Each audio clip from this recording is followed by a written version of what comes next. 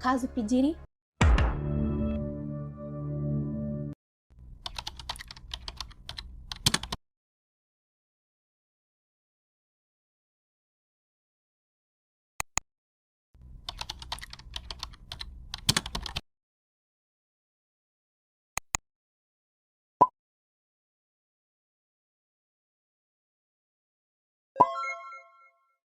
Sean Diddy Combs, também conhecido como P. Diddy, Puff Daddy, Sean Combs.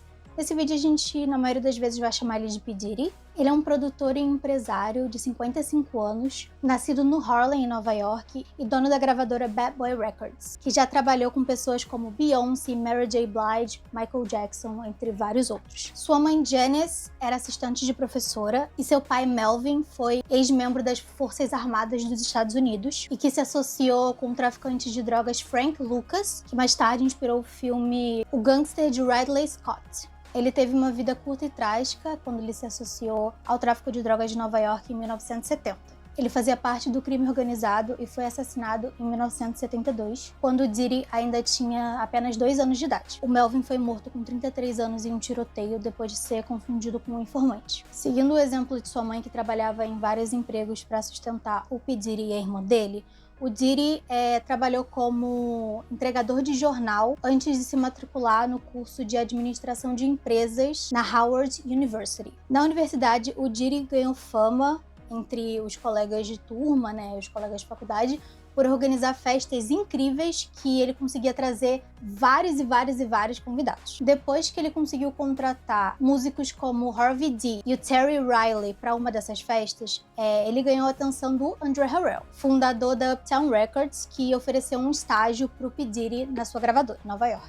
O Diddy abandonou a faculdade para trabalhar em tempo integral na gravadora e ele orientou o início de carreiras de artistas como a Mary J. Blige e o grupo Joe Desi. No entanto, em 1991 ocorreu uma tragédia num evento que o P. Diddy organizava de um jogo de basquete beneficente e um show no City College de Nova York. No dia 28 de dezembro de 1991, 9 pessoas morreram e pelo menos outras 29 ficaram feridas quando uma multidão impaciente tentou entrar no ginásio do City College para assistir o jogo, que contava com membros como Boyz II Men, Run DMC, Joe Desi, Harvey D e Big Daddy Kane. Cerca de 5.000 pessoas apareceram no ginásio, que só tinha capacidade para 2.730 pessoas. O caso só foi julgado no dia 31 de dezembro de 1998 e o juiz Louis C. Benza, do Tribunal de Reclamações, declarou que o Diddy e o Harvey D foram quase causadores do incidente e eles tiveram que assumir 50% da culpa. Não é preciso ser um Einstein para saber que jovens que vão a um show de rap camuflado como jogo de basquete de celebridades, que pagaram até $20 por ingresso, não ficariam muito felizes e nem seriam fáceis de controlar se não conseguissem entrar no evento porque estava com ingressos esgotados. O restante da culpa foi atribuída para o estádio de Nova York, que era quem administrava o local na época, e a operadora do ginásio, Nat Holman, um porta-voz do gabinete do procurador-geral do estado, que representava o City College, disse que cerca de 3,8 milhões de dólares foram pagos no total, nos quais 45% foram pagos pelo estado e 20% foram pagos pelo Diddy, cerca de 750 mil dólares. Nesses acordos,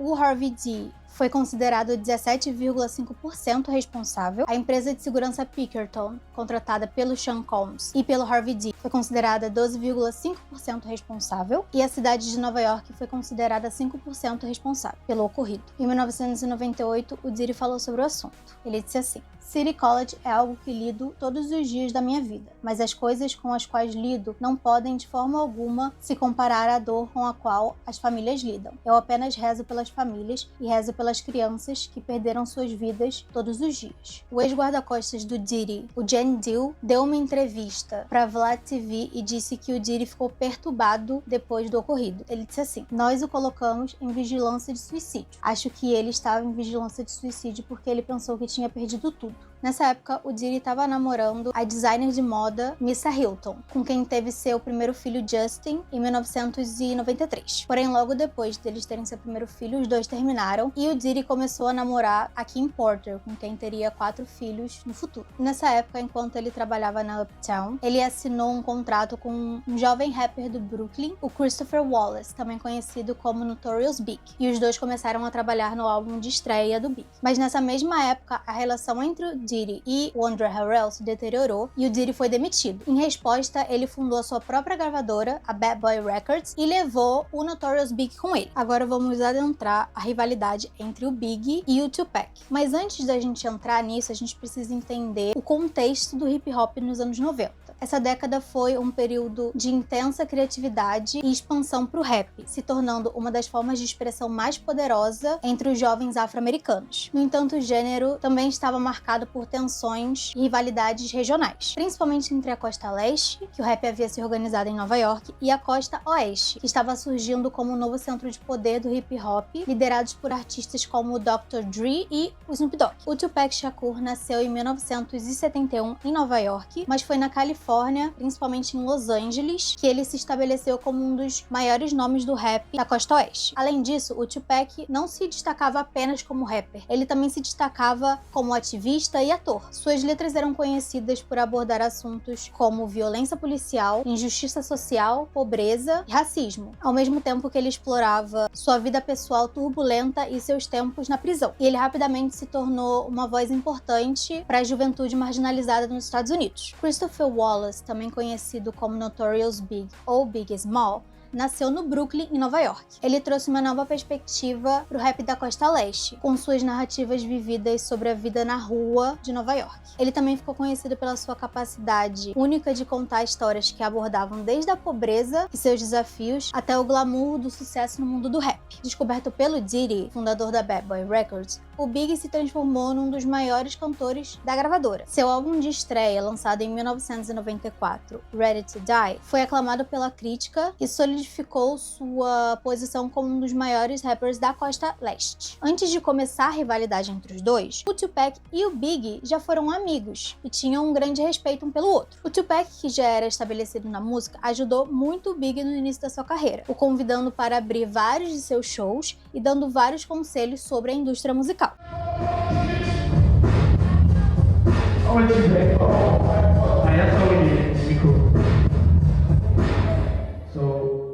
Além disso, os dois compartilhavam uma admiração mútua um pelo outro. O Tupac via o Big como um talento emergente que merecia ser reconhecido. No entanto, as coisas entre os dois começaram a mudar em 1994. O Tupac achava que estava sendo marginalizado e traído por aqueles ao seu redor, incluindo o Big. O Tupac achava que o Big e outras pessoas da cena da costa leste não o apoiavam o suficiente, especialmente depois de eventos que deixaram ele super paranoico. O evento que marcou o início real da rivalidade entre os dois aconteceu no dia 30 de novembro de 1994. Naquela noite, o Tupac estava a caminho do Quad Record Studios em Manhattan para gravar com o rapper Little Sean, um associado do Diddy. No entanto, ao entrar no saguão do estúdio, ele foi emboscado por 2 homens armados e acabou levando 5 tiros e os homens roubaram as suas joias. Embora ele tenha sobrevivido, ele saiu desse evento convencido de que havia sido traído por pessoas próximas a ele, incluindo o Big e o P. Diddy. Pro Tupac, a presença do Big no estúdio naquele dia era uma evidência de que o Big sabia que ele ia ser emboscado naquela noite. E o ressentimento do Tupac pelo Big e pela Bad Boy Records começou a aumentar ainda mais, principalmente depois que o Big lançou a música Who Shot Ya, enquanto o Tupac ainda estava em recuperação. Big Papa smash fools, bash fools, niggas mad because I know the cash rules. O Big sempre negou qualquer conexão entre Who Shot Ya e o Tupac, mas a música sempre foi percebida por quase todo mundo como uma provocação, já que foi lançado logo após o tiroteio. O Tupac é aí mesmo que considerou isso como uma confirmação de que o Big sabia e de que o Big tinha realmente traído ele. A resposta do Tupac veio em junho de 1996, quando ele lançou a música Hit 'Em Up,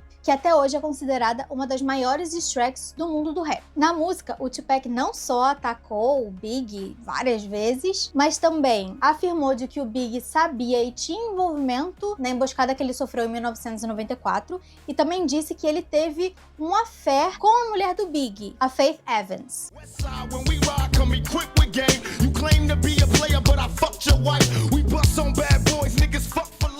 Mesmo com as provocações de Tupac, o Big não respondeu nada. Inclusive, o Diddy aconselhou o Big a não entrar nessa disputa pública que poderia ter consequências imprescindíveis. Em vez disso, o Big continuou trabalhando no seu próximo álbum de estúdio Life After Death. Porém, a falta de resposta do Big não significou o fim da tensão entre os dois. Pelo contrário, a hostilidade entre os dois continuaram a crescer com incidentes violentos nos bastidores de shows, de festas e até mesmo nas ruas. E, obviamente, a mídia desempenhou um papel crucial entre essa guerra. Revistas como a Vibe e a The Source publicavam artigos sensacionalistas, muitas vezes tratando-a como se fosse uma guerra total entre a costa leste e a costa oeste. Obviamente, no centro da rivalidade entre os dois tinha as duas gravadoras, a Death Row Records, comandada pelo Suge Knight, e a Bad Boy Records, comandada pelo P. Diddy. A Death Row era conhecida por sua abordagem mais agressiva tanto na música quanto nos negócios. Já a Bad Boy Records do Diddy queria se tornar a grande potência. O clímax da rivalidade entre as gravadoras aconteceu no Source Awards de 1995, quando o Suge Knight aproveitou o palco para mandar indiretas pro P. Diddy. Ele disse assim: qualquer artista aí que queira ser um artista e continuar sendo uma estrela e não quer ter que se preocupar com um produtor executivo tentando estar em todos os vídeos, todos os discos, dançando, vem para Death Row. Any artist out there want to be an artist and want to stay a star and don't want to have to worry about the executive producer trying to be all in the videos, all on the record, dancing, come to Death Row.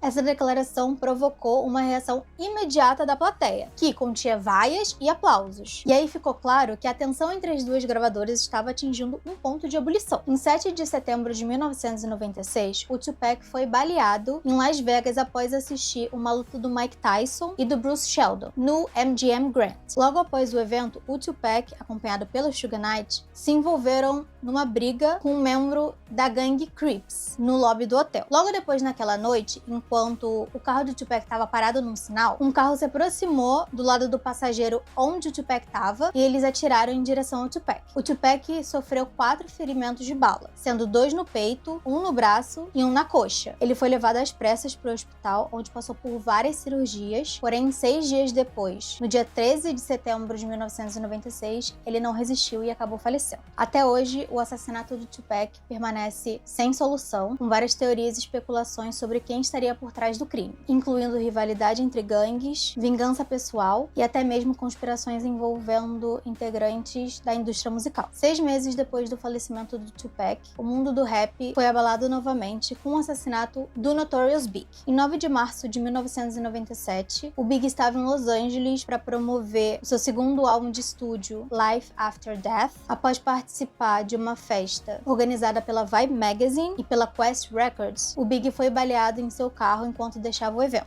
Ele foi atingido 4 vezes e a bala fatal perfurou o coração. O Big foi declarado morto assim que chegou no hospital. E como foi com o Tupac, o assassinato do Big também nunca foi resolvido. E existem várias teorias sobre quem teria assassinado o Big. Uma das principais teorias é que o P. Diddy estaria envolvido no assassinato dos dois. O único suspeito ainda vivo do assassinato do Tupac, o Dwayne Keith D. Davis, foi preso em 2023, após 27 anos do crime, por conta de entrevistas e de um livro de memória que o transformou em réu. Durante uma entrevista no programa The Art of Dialogue, em outubro de 2023, o gangster contou que conheceu o Diddy em 1991, enquanto o magnata estava produzindo um videoclipe para uma música do Usher. Ele declarou na entrevista que o Diddy teria oferecido $1 milhão pelo assassinato do Tupac. You said that Puffy called and said, "Was that us?"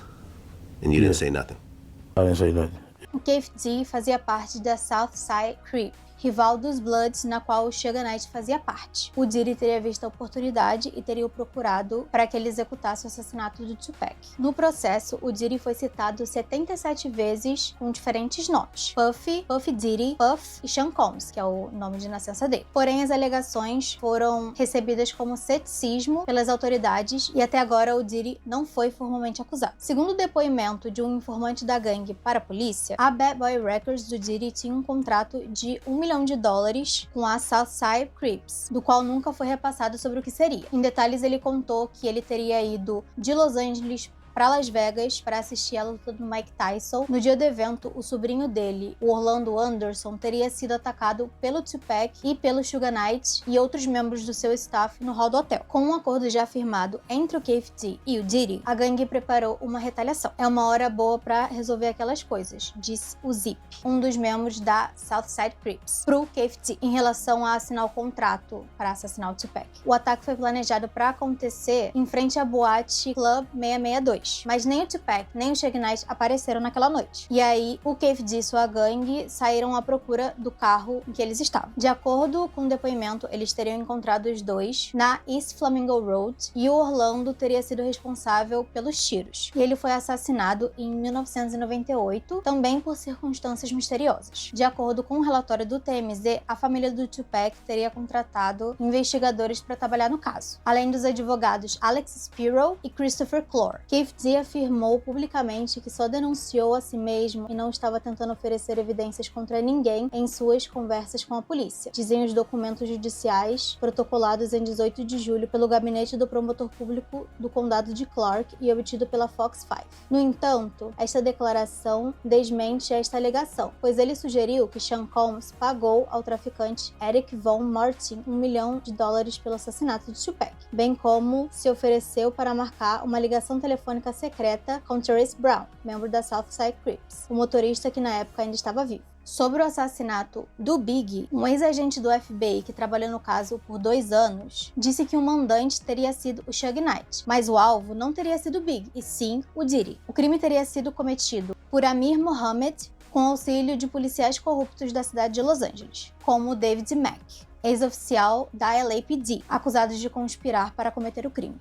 Várias pessoas o ajudaram a orquestrar esse crime e o auxiliaram a puxar o gatilho. Trata-se da maior farsa armada pela justiça nos meus 20 anos no FBI. Tive acesso a evidências mostrando que policiais de Los Angeles estiveram envolvidos, que as investigações foram sabotadas por policiais e também por promotores de Los Angeles. Burroughs também disse ao veículo que a Rolling Stones teria abordado o Diddy logo depois da morte do Big para colocá-lo na capa, mas o Diddy insistiu para que ele assumisse o lugar.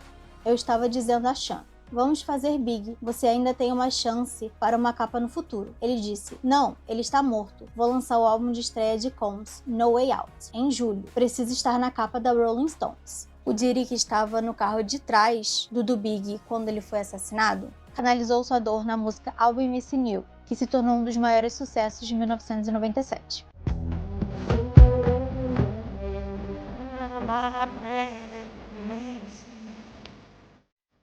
A canção baseada na música Every Breath You Take, do The Police, também fez parte do álbum de estreia do Combs, No Way Out, que vendeu mais de 7 milhões de cópias. E essa música foi a porta de entrada para a carreira musical do Diddy. Em maio de 2024, quando participou do programa The Comedy Hype News Show, o Mofim Shakur, irmão do Tupac, falou sobre os rumores do Diddy estar envolvido na morte do irmão. Ele disse assim, eu não preciso fazer nada. Este indivíduo, Keffe D, mencionou o nome de Diddy. A aplicação da lei tem um trabalho a fazer. Eles farão isso? Questionou. Ele também disse assim, vi entrevistas. Essas entrevistas que eles mencionaram foram usadas para conseguir a acusação contra esse cara, Keffe D. Ele mencionou certas pessoas que podem ser cúmplices. Então, neste ponto do jogo, alguém é responsável. This individual mentioned dude's name. Okay? Law enforcement has a job to do. Will they do it?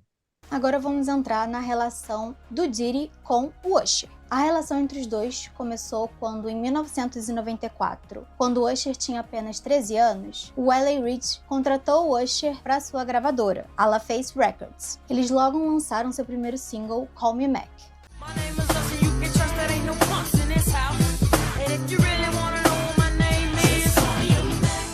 Porém, o L.A. Reid estava lutando para conseguir encontrar outra faixa que fosse atraente o suficiente para lançar após a estreia do Usher. Ele queria que fosse ousado o suficiente, então ele chamou o Diddy para ajudar. Escrito no memoir que ele lançou em 2016, o L.A. Reid lembra de ter falado assim, você pegará esse garoto e lhe ensinará sua arrogância? Você pode simplesmente dar a ele um pouco de seu sabor? E aí, o Usher foi morar na casa do P. Diddy e começou a participar dos Flavor Camps, organizados pelo Diddy. Projetado para ser um espaço onde jovens talentos pudessem aprimorar suas habilidades, esse acampamento recebeu estrelas como Usher e, mais tarde, o Justin Bieber. Os participantes eram frequentemente jovens, o que faziam deles pessoas impressionáveis, e cercados por pessoas poderosas.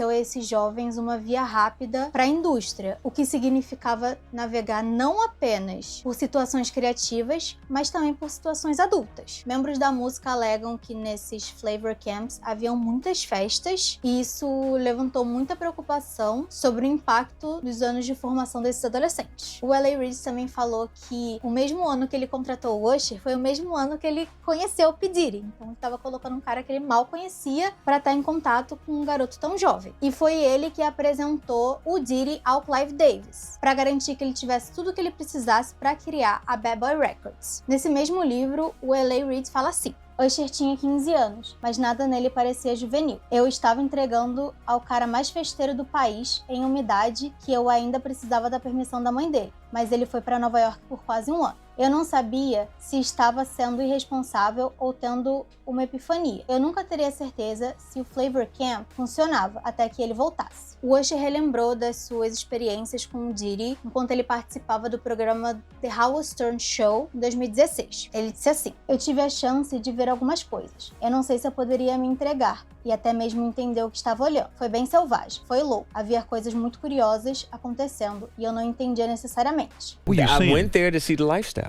Right. And I saw it. And it was but I don't know if I could indulge and understand what I was even looking at. It was pretty wild. So nobody tried to, some woman didn't come along. I didn't say that. Okay. I didn't say that. What I did say is that there were very curious things taking place. And I didn't necessarily understand it. Quando ele foi questionado se ele deixaria os filhos dele participarem do Flavor Camp, ele disse isso aqui. Hell no. Sim. Numa entrevista que ele deu a Rolling Stones em 2004, o Usher disse que o Diddy o apresentou a um conjunto totalmente diferente de merdas, sexo especificamente. Isso tudo quando ele tinha 13, 14, 15 anos. Sexo é tão quente na indústria, cara. Sempre tinha garotas por perto. Você abriu uma porta e via alguém fazendo isso, ou várias pessoas em uma sala tendo uma orgia. Você nunca sabia o que ia acontecer. Depois de um ano participando do Flavor Camp, o Diddy levou o Usher pro L.A. Reid para tocar o álbum que eles tinham feito pela primeira vez. O L.A. Reid fala assim: Puffy entrou sem camisa como o rei do mundo, colocando uma fita cassete no meu aparelho de som. Apertou o play e começou a dançar por toda a sala assim que a música começou. Puffy fez exatamente o que eu queria que ele fizesse por Usher. Ele deu a esse garotinho um som R&B com uma infusão de hip hop cheio de arrogância de bad boy. O James Deal, que é ex-segurança do Diddy, revelou a uma entrevista num podcast chamado The Art of Dialogue que o Usher teria sido abusado sexualmente pelo Diddy quando ainda era garoto. Por conta disso, na época, o cantor teria sido até mesmo hospitalizado, porém, o ex-segurança do Diddy revelou que não participou e não presenciou as cenas de abuso, porém soube da história através de pessoas que estavam envolvidas no mundo artístico. Na entrevista ele disse assim: ouvi dizer de alguns executivos da indústria, não vou dizer o nome deles, talvez eles falem por si mesmos. Puffy mandou aquela criança para o hospital. Cara, o mano estava sangrando pelo traseiro. Puff sent this little kid to the hospital. How he sent her to the hospital? Man, nigga was bleeding from the butt. Logo depois que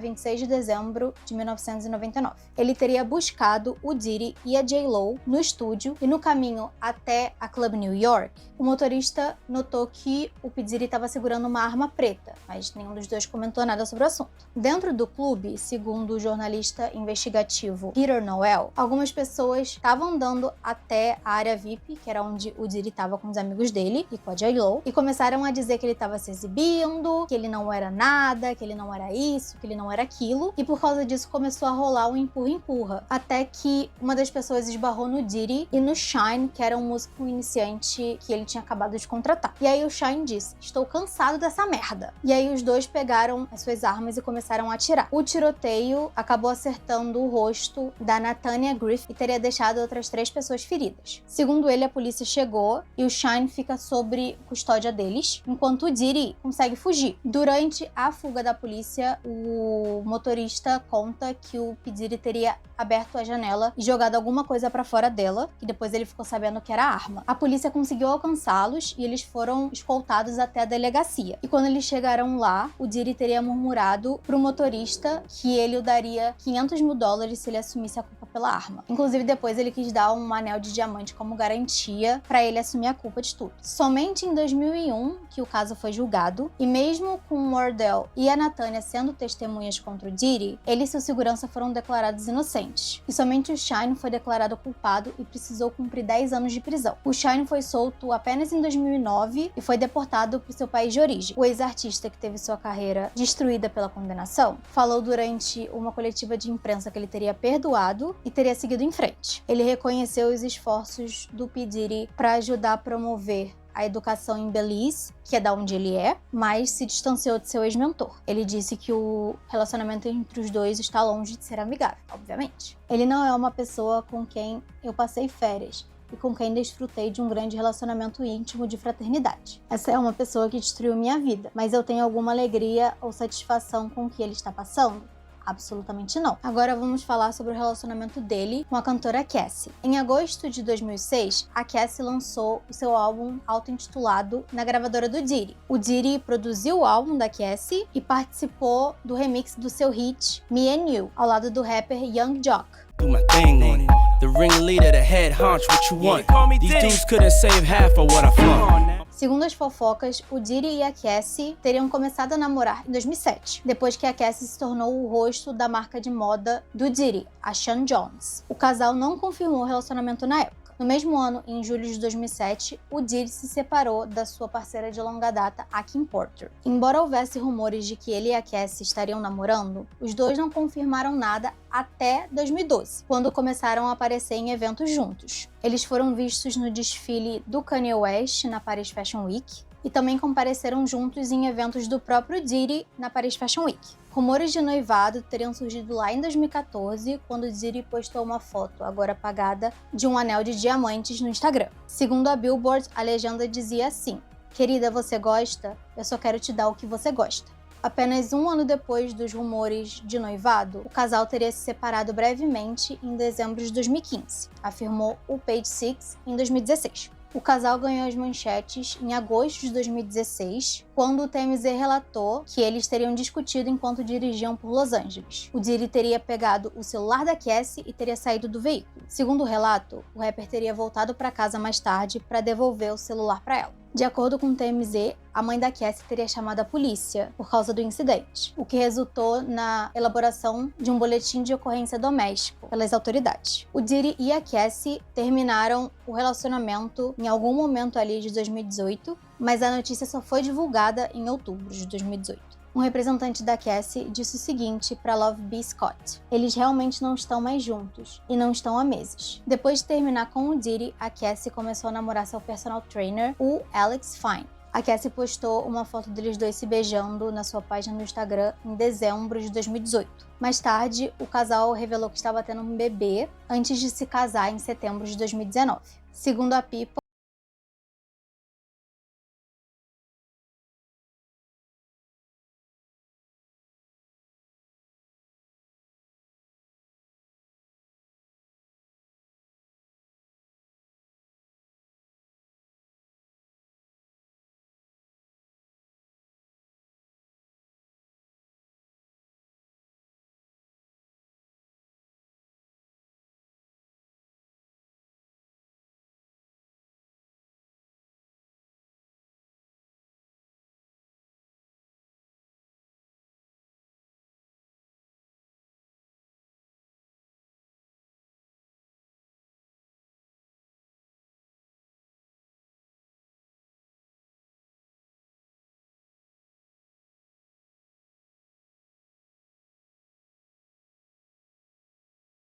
e 2012, disse que em 2009 viu o Diddy agredindo a Cassie. Por meio de seus representantes legais, o Diddy negou tudo e disse assim: o Sr. Combs nega veementemente essas alegações ofensivas e ultrajantes. Nos últimos 6 meses, o Sr. Combs foi submetido à demanda persistente à Sra. Ventura, de $30 milhões, sobre a ameaça a escrever um livro prejudicial sobre o relacionamento deles, o que foi inequivocamente rejeitado como chantagem declarada. Apesar de retirar sua ameaça inicial, a Sra. Ventura agora recorreu à abertura de um processo cheio de mentiras infundadas e ultrajantes, visando manchar a reputação do Sr. Combs e buscando um pagamento.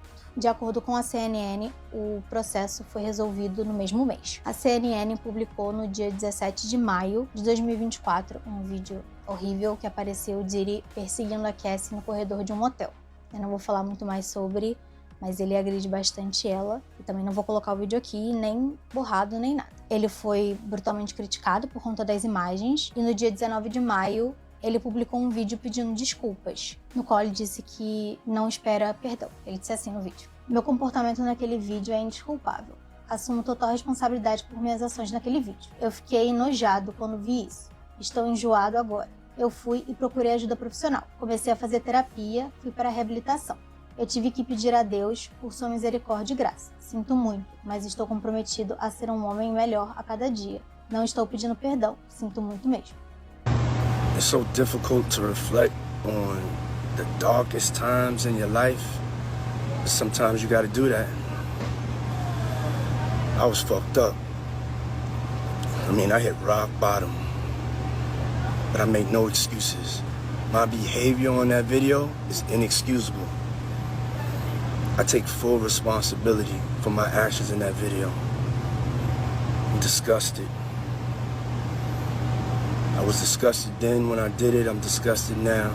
O vídeo é ridículo, porque ele fala sobre ele, os motivos que ele, mas em nenhum momento ele pede desculpas pra Cassie.